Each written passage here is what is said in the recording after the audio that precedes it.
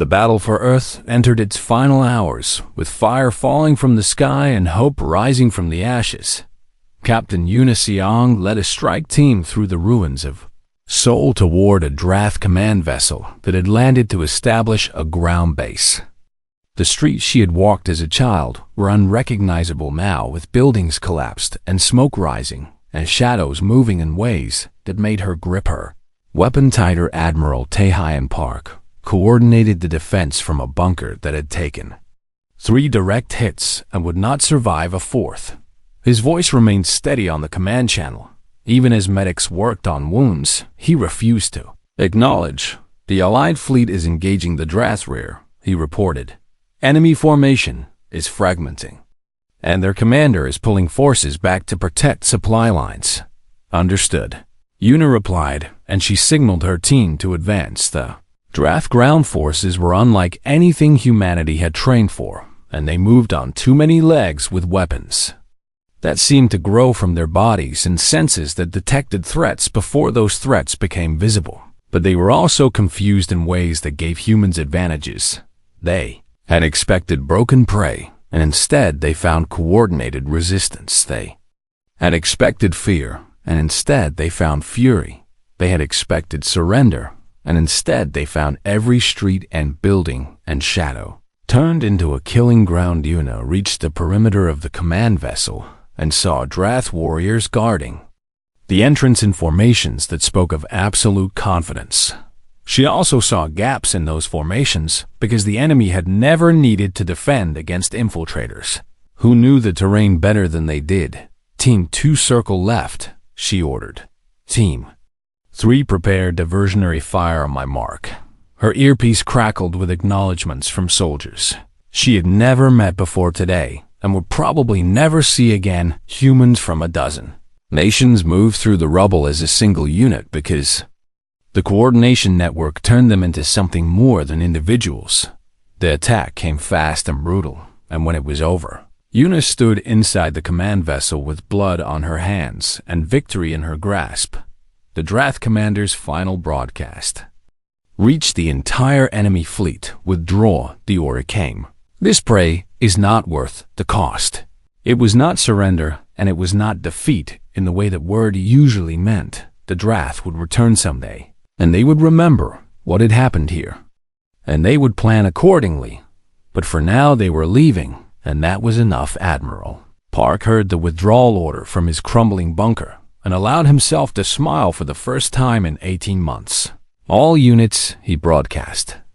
"Enemy is retreating and pursuit is not authorized because we have done enough, and now we must survive what comes next."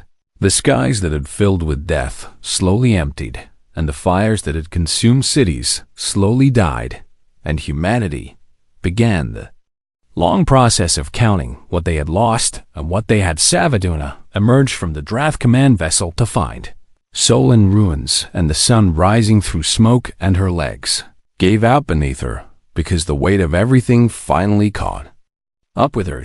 She sat in the rubble and watched the dawn and felt tears that she had been holding back for 18 months finally fall high. Arbiter Soren Kale descended to Earth 3 days later and found Admiral Park in a medical facility where doctors were fighting to save what was left of his left arm. The old soldier looked up at the ancient alien with eyes that held no fear and no anger and no apology. "You should not have survived," Soren Kale said. "We know," Park replied.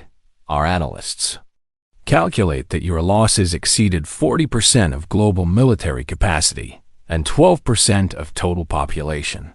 We know that too. And you consider this victory." Park was silent for a moment, and when he spoke, his voice carried the weight of everyone they had buried and everyone who remained. "We consider this a beginning," he said. "We were prey, and now we are not, and that change cost us more than I can calculate, and it was worth every price we paid." Soren Kale studied the human before him and tried to understand what drove a species to choose suffering over safety and resistance over survival. "I have watched civilizations for longer than your species has existed," he said finally. "I have seen courage and I have seen foolishness. And I have always believed I could tell the difference. And now I wonder if the difference matters less than I thought. He reached out and placed something in Park's remaining hand, and the Admiral looked down at a symbol he did not recognize. This is the seal of recognition, Soren Kale explained. It has not been granted in 40,000 years because no species has earned it, and I am not certain you have earned it either, but I am certain that you have earned the right to try. Captain Siang found them an hour later, and she brought news that spread across what remained of human civilization within minutes. The Valorath Council has voted. She reported, Earth is no longer designated as a protected sanctuary world. Park felt something cold settle in his chest because protection had been a cage, but it had also been a safety net. What are we now? He asked. A galactic threshold. Una replied, and her voice held wonder that she could not contain. A world where the rules of the galaxy were rewritten, in a place where species come to learn that prey can become something else. Soren Kale nodded slowly. Other civilizations have already requested contact, he added. Species we thought broken have begun to stir, and resistance movements we believed crushed have started organizing again, and all of them point to Earth as the moment when everything changed.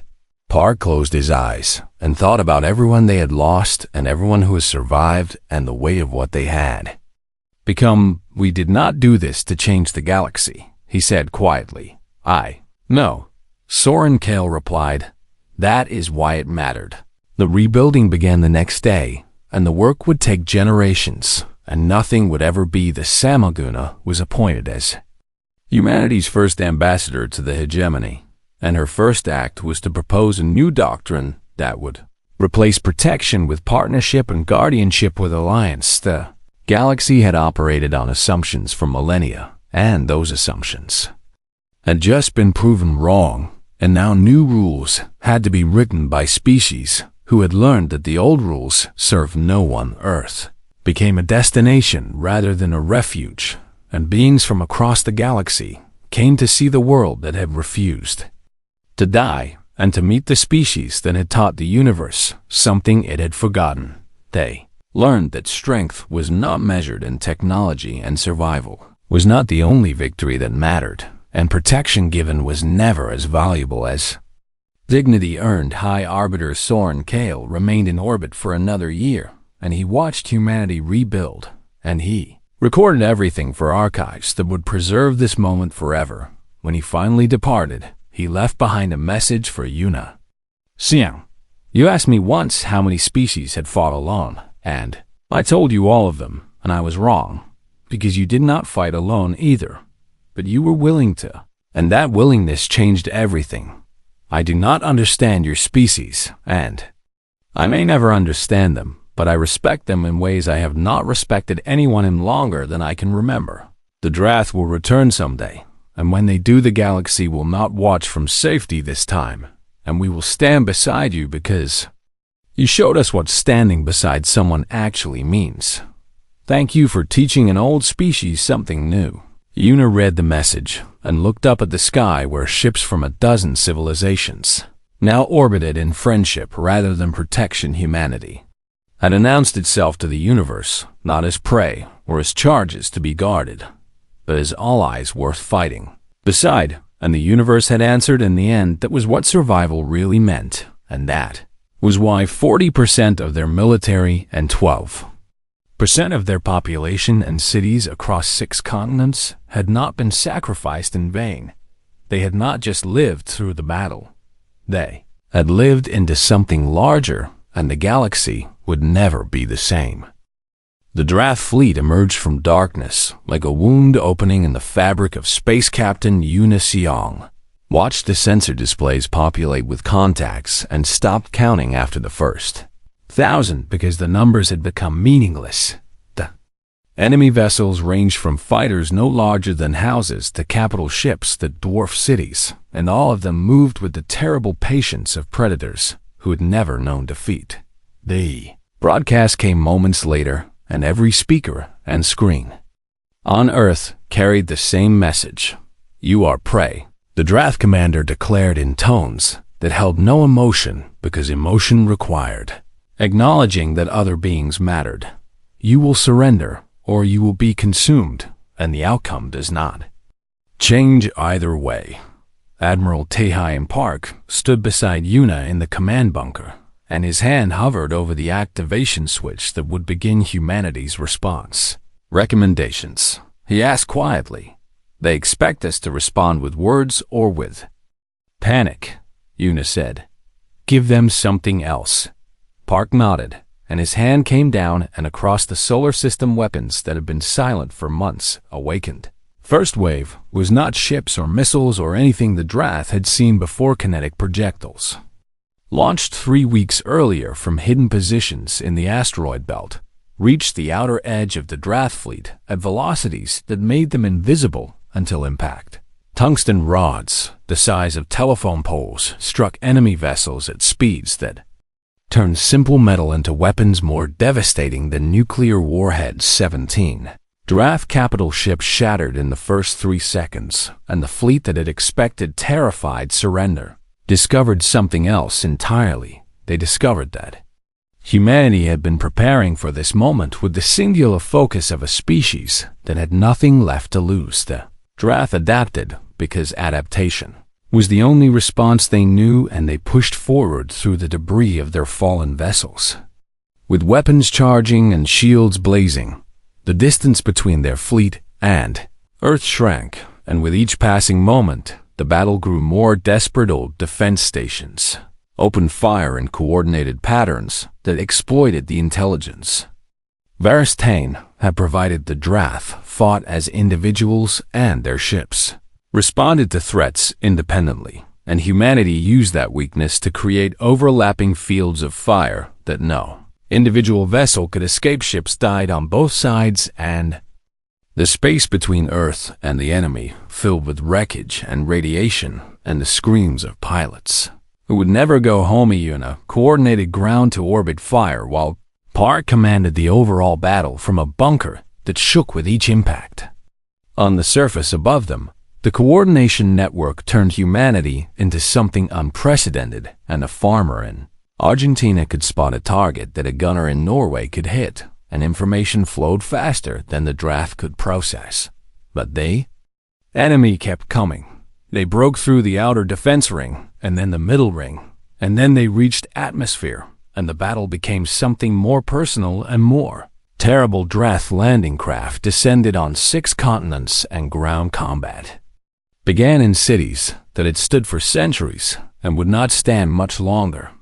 Buildings became fortresses, and streets became kill zones, and civilians who had never held weapons found themselves fighting beside soldiers who had trained their entire lives for moments like this. The Valorith watched from their safe position, and their sensors recorded everything. And High Arbiter Soren Kale felt something stirring in his chest that he did not recognize at first, because it had been so long since he had felt admiration. Humanity was losing, and the outcome was becoming increasingly certain, and yet they did not break, and they did not flee, and they did not beg for the mercy that would not come. They fought with weapons that should have been useless, and tactics that should have failed, and stubbornness that defied every calculation. His analysts could produce a pilot ejected from her burning fighter and immediately began directing ground forces to target the Drath vessel that had shot her down. A soldier who had lost both legs continued firing until his ammunition ran out, and then threw rocks until he could no longer move. A child led a dozen survivors through underground tunnels to a resistance point that the enemy had overlooked. None of it should have mattered, and yet somehow all of it did. The Drath commander observed the battle with growing frustration, because this was not how prey behaved, and this was not how conquests were supposed to proceed. Species were supposed to shatter when their defenses fell, and they were supposed to scatter when their cities burned, and they were supposed to surrender when defeat became inevitable. Humans did none of those things. Commit all reserves, the commander ordered. Crush them completely. It was the decision Admiral Park had been waiting for. Drath fleet surged forward, and every vessel not already engaged moved toward Earth and the enemy formation stretched and thinned as ships abandoned defensive positions. To join the assault, Yuna saw the change in the tactical display and felt her heart accelerate, because this was the moment and everything depended on what happened next. Send the signal, Park ordered. They tight beam transmission left Earth and crossed the void to the Velorith flagship, and in a small chamber aboard that vessel, Varys Tane received the message she had been waiting for. Now, she told the officers gathered around her, if we ever meant to act, then now is when we act. High Arbiter. Soren Kale detected the unauthorized launch of 37 Velorith warships, and his first instinct was to order them to stop, but something held him back, and he watched instead as Varys Tane's faction struck the Drath flank with weapons that had not been fired in anger for 10,000 years. The Drath had never faced a two-front war, and they had never developed doctrines for fighting opponents who attacked from unexpected directions, and they had never imagined that the neutral observers would become combatants. Chaos erupted in the enemy fleet, and for the first time since the battle began, the Drath advance stalled. The 37 ships were not enough, and everyone knew it. The signal that left Velorith space was not meant only for Earth, and it carried across frequencies that other species monitored in secret, and it showed something that the galaxy had not seen in millennia. It showed the ancient guardians fighting beside the young prey. It showed neutrality becoming alliance. It showed the rules changing, and somewhere in the darkness between stars, other species watched and wondered and began to consider possibilities they had abandoned long ago. The first mercenary fleet arrived 6 hours later, and then a refugee convoy that had armed itself for survival, and then a resistance movement that had been hiding in asteroid belts waiting for someone else to strike first. Humanity was still dying, and Earth was still burning, but they were no longer dying alone. Admiral Park watched reinforcements appear on his tactical display and felt tears streaming down his face that he did not bother to wipe away. Captain Xiang, he said quietly. Sir, tell them thank you. Yuna opened a channel to the allied vessels and spoke the words that humanity had earned the right to say. Welcome to Earth, and thank you for coming. And now let us show you how we fight. 12 months changed everything, and nothing. Captain Yuna Xiang stood on the observation platform of Orbital Defense Station 7 and watched construction drones swarm around the skeleton of Station 8 in the distance. The stations formed a Parian ring around Earth now, and each one bristled with weapons that would have seemed like science fiction. 2 years ago, the Velorith remained in orbit as they had promised, and their ships hung motionless against the stars like judges waiting to deliver a verdict. They had offered to evacuate any humans who wished to leave, and transport ships descended weekly to collect those who had chosen survival over defiance. Very few chose to leave. Yuna had expected millions to flee, and she had prepared herself for the sight of humanity abandoning its homeworld. But the evacuation ships returned nearly empty each time. Farmers stayed on their land, and teachers stayed in their schools, and soldiers stayed at their posts, and something in that stubborn refusal made her proud in ways she could not fully express. You think differently than other species. The voice came from behind her, and Yuna turned to find Varys Tane standing at the entrance to the observation platform. The Velorith tactical analyst had begun seeking her out in recent weeks, and their conversations had grown longer and more honest each time. We think like humans, Yuna replied. I am not sure there is another way to explain it. Varys Tane moved to stand beside her, and together they watched Earth rotate slowly below them. The alien's face held expressions that Yuna was learning to read, and today she saw something that looked like troubled curiosity. I have studied your species for 6 of your months now, Varys said. I have read your histories and watched your broadcasts and analyzed your tactical preparations, and I still do not understand. What do you not understand? Why you fight when you cannot win? Yuna considered the question carefully because it deserved a careful answer.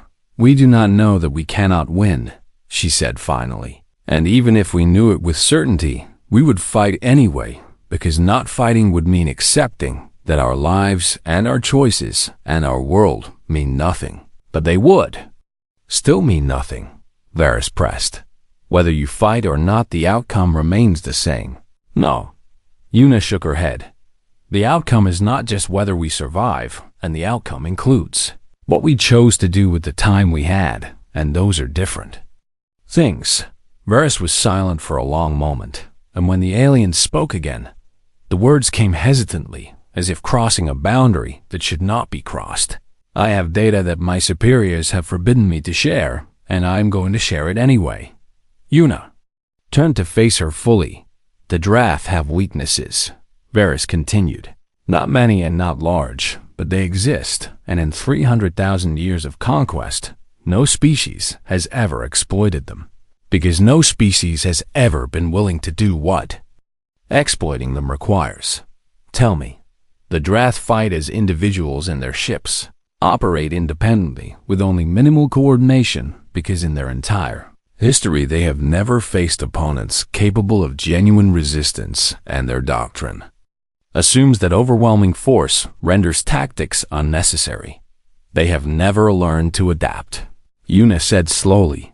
They have never needed to learn, and this means they are slow to respond when something unexpected occurs, and they commit fully to engagements because withdrawal is not in their nature.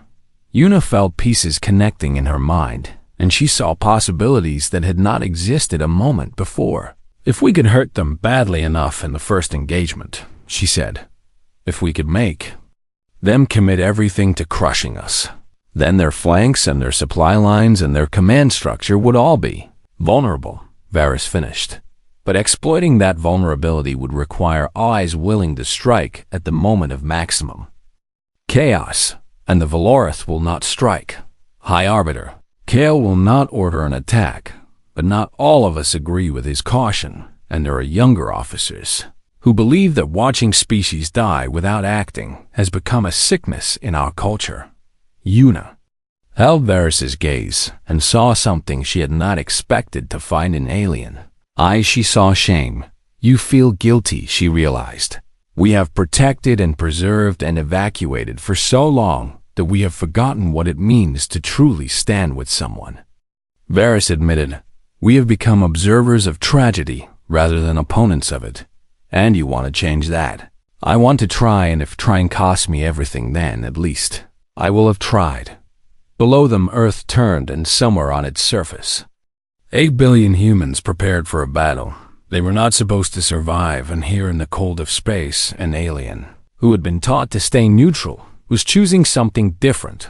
Admiral Taehaim Park received Varys Tane's intelligence in his bunker and spent 3 days revising every plan he had made. The original strategy had been simple and brutal, and it had assumed humanity would stand alone. Park had designed a defense that would make Earth too costly to conquer quickly, and he had accepted that eventual defeat was inevitable, and he had focused on making that defeat legendary enough to echo through galactic history now. He saw another possibility. We do not just defend, he explained to his command staff. We bait them, and we let them believe they are winning, and we draw them in deeper and deeper until they have committed everything to breaking us. And then what? Someone asked.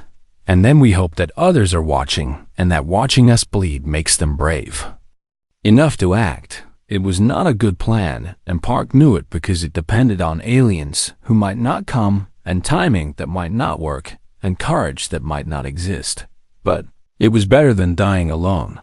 The final weeks before the Drath arrived passed in a blur of activity that made sleep impossible and hope necessary. Ships launched from hidden facilities around the world and took positions throughout the solar system. Weapons platforms activated in the asteroid belt and on the moons of Jupiter, and in orbits that no human spacecraft had ever reached before. Una spent her days coordinating with Varys and her nights reviewing tactical simulations that always ended the same way. She watched humanity die 1,000 times on those screens, and each time she looked for something they could do differently, and each time She found small improvements that added up to larger possibilities. The coordination network came online in the final week, and suddenly every human asset in the solar system was connected in ways that made them more than the sum of their parts. A pilot in orbit could see what a soldier on the ground saw, and a weapons officer on the moon could target what a drone in the asteroid belt detected in 8 billion. Minds became something like a single organism with a single purpose. High Arbiter Soren Kale requested a final meeting, and Yuna went to him knowing what he would say. "They will arrive within the week," he told her. "This is your last opportunity to save your species." "We are saving our species," she replied. "Just not in the way you understand. You are condemning them to death. We are giving them the chance to matter."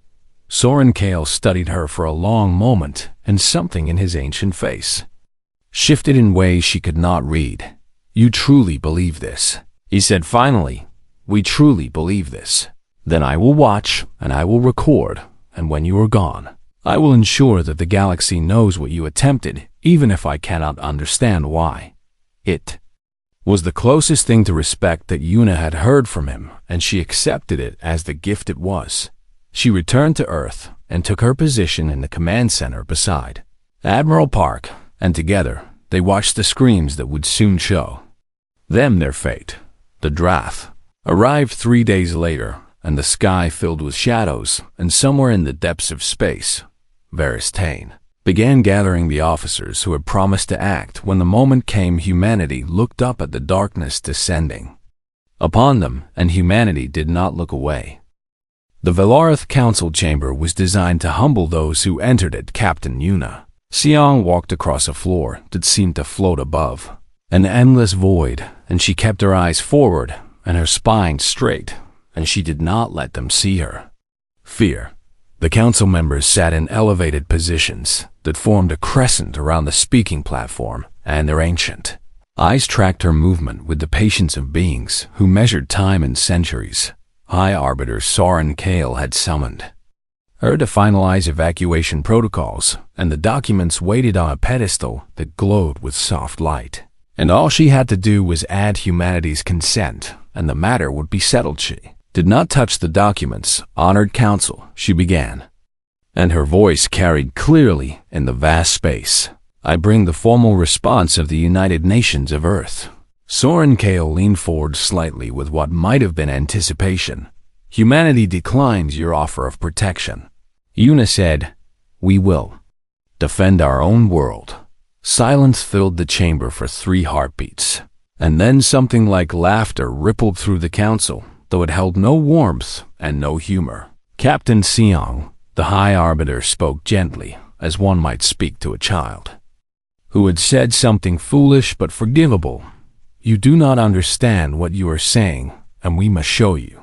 He gestured, and the void beneath the floor transformed into images that burned themselves into Yuna's memory. She saw a world called Desert, where insectoid beings had built crystal cities that sang in harmony with their planet's magnetic field, and she watched those cities shatter as Drath vessels descended like locusts made of shadow, and she saw the last of the Thesari clinging to hope until hope was no longer possible. She saw the Morwen Collective, who had possessed technology far beyond humanity's reach, and who had believed their shields impenetrable and their weapons sufficient, and she watched their homeworld crack like an egg as the Drath demonstrated exactly how wrong they had been. She saw 17 civilizations reduced to memory, and some of them had been old when human ancestors first walked upright, and all of them had believed they could resist, and all of them had been wrong.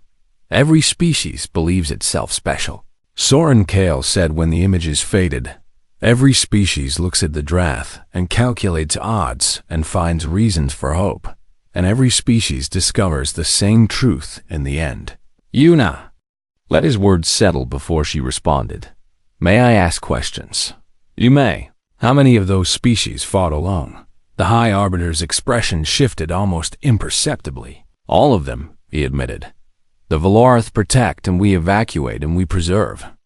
But we do not fight alongside." Those we cannot save because such battles only add to the dying without changing the outcome.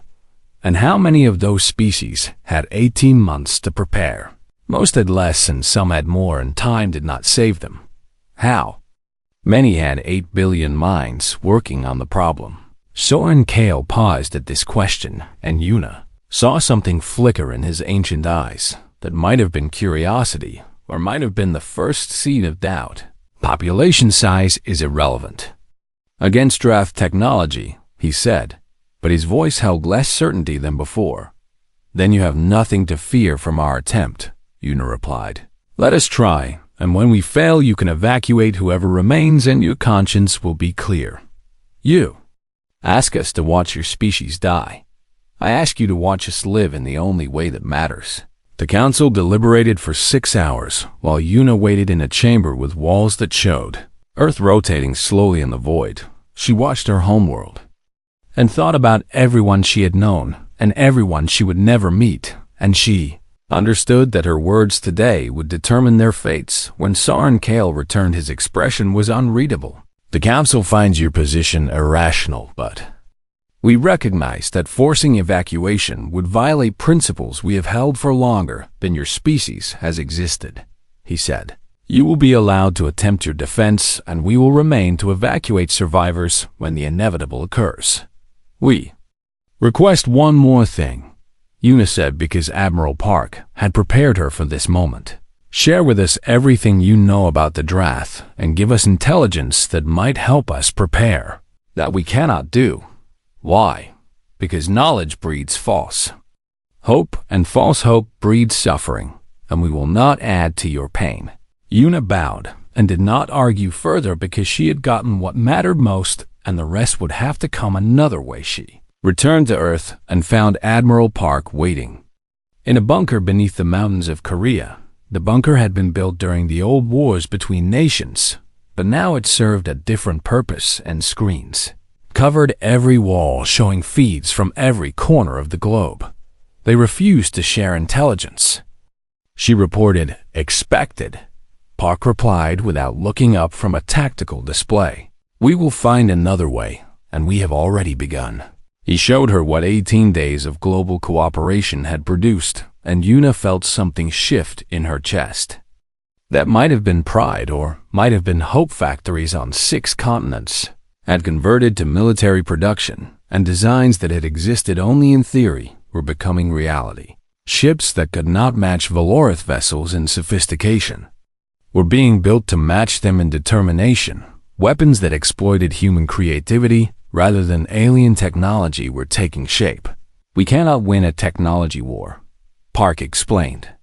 Their ships are faster, and their weapons are stronger, and their shields are beyond our understanding. But we can win a different kind of war. What kind? The kind we're losing is not an option we accept. Around the world, a species that had spent its history fighting itself discovered something unexpected in the face of extinction. It discovered that the same stubbornness that had driven endless conflicts could also drive endless resistance. Scientists who had competed for funding now shared research openly. Engineers who had guarded trade secrets now collaborated without reservation. Soldiers who had trained to fight each other now trained to fight together. The Valorith watched from orbit, and their sensors recorded everything, and their analysts compiled reports that grew more puzzling with each passing week. They are not building evacuation ships, one analyst noted. They are not stockpiling supplies for refugees, another added. They are building weapons, a third concluded. Primitive weapons by our standards, but weapons nonetheless. And more weapons than any species has ever built in such a time. High Arbiter Soren Kale reviewed the reports in his private chamber and felt something he had not felt in centuries. He felt uncertain. Increase observation protocols, he ordered. I want to understand what they are planning. But understanding humans, he was beginning to suspect, would not be as simple as he had assumed. Deep beneath Earth's surface, in bunkers and facilities that had never appeared on any map, humanity's best minds worked on problems that should have been impossible. They could not match Drath shields, so they designed weapons that did not need to penetrate them. They could not match Drath speed, so they designed traps that did not require catching them. They could not match Drath numbers, so they designed systems that multiplied the effectiveness of every human. 100-fold Admiral Park stood before a screen showing a network diagram that connected every military asset on Earth to every other asset, and he smiled for the first time since the Valorith had arrived. "If we cannot be stronger," he said, "then we will be smarter. And if we cannot be smarter, then we will be more stubborn. And if stubbornness fails, then we will make them pay so dearly that the next species they threaten will have a chance we never had." Captain Seong stood beside him and looked at the diagram and saw not just weapons and ships, but something larger. She saw 8 billion people choosing the matter, and somewhere in the cold between stars, the Drath Collective continued their approach, unaware that the prey they expected had decided to become something else entirely. The ships came on a Tuesday morning when the world was busy with ordinary things. Captain Yuna Seong stood at the observation deck of the Korean Space Command Station and watched the sky fill with vessels larger than anything humanity had ever built.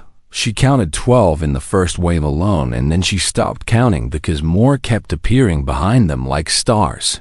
Being born in daylight, the broadcast began within the hour, and every screen on Earth carried the same message. A face appeared that was almost human, but stretched in ways that made the mind uncomfortable, with too many angles, and skin that shimmered like oil on water. The being spoke in a voice that somehow translated itself into every language at once. "We are the Valorith hegemony, and we come as your protectors." Yuna watched the message repeat on the monitors around her while junior officers scrambled to make sense of sensor readings that defied everything they knew about physics. The alien vessels did not orbit Earth so much as they simply hung there motionless in ways that mocked gravity itself. Within 6 hours, the United Nations had assembled, and within 12 hours, the alien delegation had descended to meet them. Yuna was chosen as military liaison because she had spent 3 years commanding the International Lunar Outpost, and the brass believed she understood how to work with beings who did not share her culture or assumptions. She did not feel prepared, but she went anyway. The Valorith High Armorer called himself Soren Kale, and he moved with the certainty of someone who had never been questioned. He stood 9 feet tall, with limbs that bent in extra places and eyes that held the weight of centuries. His voice carried a gentleness that somehow made his words more frightening rather than less. "Your species has been observed for 300 of your years," he said to the assembled leaders. "We have watched you grow from simple machines to reaching beyond your atmosphere, and we have determined that you are worthy of preservation." The Secretary General asked the obvious question, and Soren Kale answered with images that floated in the air above the assembly. The Drath Collective appeared as shadows given form and vessels that looked like wounds in space itself. The images showed worlds burning and species screaming, and civilizations that had existed for millennia reduced to ash in days. The Drath did not conquer, and they did not negotiate, and they did not stop. They consumed because consumption was their nature, and nothing else mattered. They defeated us once in an age before your kind existed. Soren Kale continued. "We drove them back at great cost, and we believed them destroyed, but we were wrong, and now they return, and their path leads directly to your world." Yuna felt the weight of his words settle over the assembly like a funeral shroud. She watched presidents and prime ministers exchange glances that held more fear than hope, and she understood that the world was about to change forever. "We offer you sanctuary," the High Arbiter declared. "Your people will be relocated to protected colony worlds where the Drath cannot reach them, and Earth itself will become a military buffer zone under Valorith control, and you will be safe."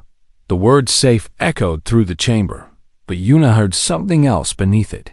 She heard the word helpless. Admiral Taehan Park found her 3 hours later in a corridor far from the chaos of the main Assembly. He was an old soldier with gray hair and scars that told stories he never shared, and eyes that had seen too much to be fooled by pretty words. You heard them, he said without preamble. I heard them, Una confirmed. And what did you really hear? She considered lying or softening the truth, but Park had never tolerated either from her, so she spoke plainly. They want to save us the way a farmer saves cattle from a storm, and they will move us and shelter us and protect us, and we will be grateful and dependent, and we will never be anything more than that ever again. Park nodded slowly, and something that might have been pride flickered across his weathered face. The world leaders are already preparing to accept, he told her. They see Vidrath, and they see our technology, and they calculate odds that make resistance look like madness. And you, Admiral, I calculate differently, he said. I see a species that clawed its way out of caves and survived ice ages and plagues and wars that should have ended us 10 times over. And I see a choice that matters more than survival. He handed her a tablet with files that required clearances she did not officially possess. There are others who think as we do, he continued. Military leaders and scientists and politicians who understand that a species that lets others decide its fate has already begun to die, even if the body keeps breathing. Una read the files and saw names she recognized and plans that seemed impossible, and hope that felt like defiance. What would you have me do? She asked. Go to them again and speak for humanity, but say something different than what they expect and buy us time. How much time? As much as you can.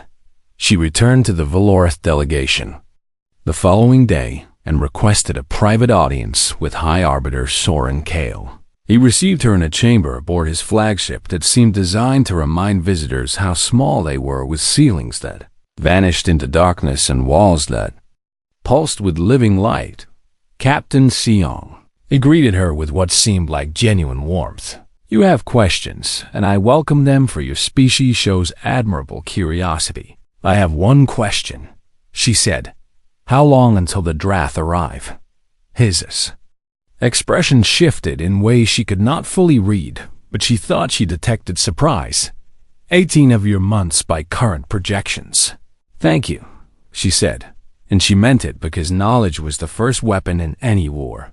You understand now why urgency is required. Soren Kale pressed. 18 months is not enough time for your species to develop even basic defensive capabilities, and evacuation must begin immediately. We need time to prepare our people, Una said carefully. Billions of humans cannot be moved overnight, and panic must be managed, and logistics must be arranged. The High Arbiter considered this and nodded with what looked like approval. You think practically, Captain, and this is wise, and we will grant you time to organize, but do not mistake delay for hope, because hope in this matter would only bring greater suffering. Una bowed respectfully and returned to Earth with the only victory that mattered in that moment. She had bought humanity 18 months, and now those months had to count for everything. Admiral Park was waiting when she landed. They will share nothing with us, she reported. No technology and no intelligence and no weakness in the Drath that we might exploit and may believe we are. Children and children do not need sharp objects. Then we build our own sharp objects, Park replied, and we learn what we need without their help. Across the world that night, factories that had built cars began retooling for something else. Scientists who had studied the stars turned their attention to war. Soldiers who had trained for conflicts between nations started preparing for something far larger. The Valorith watched from orbit and recorded everything with the patient attention of guardians who had seen this before, who had watched young species rage against fate before accepting the inevitable. But something in the data troubled High Arbiter Soren Kale enough that he reviewed it 3 times before accepting what it showed. Humans were not panicking, they were organizing.